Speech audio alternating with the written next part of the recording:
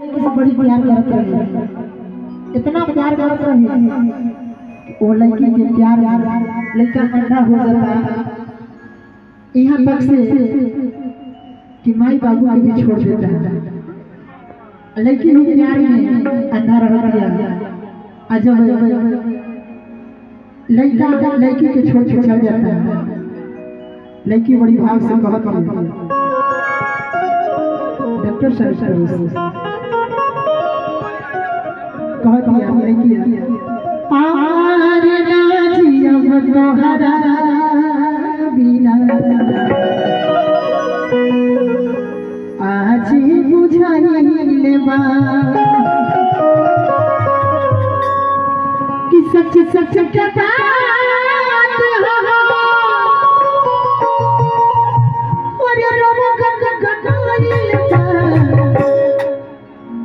कि सच सच के बात हो और रोम गगगगइले बा अनाजी अब तोहरा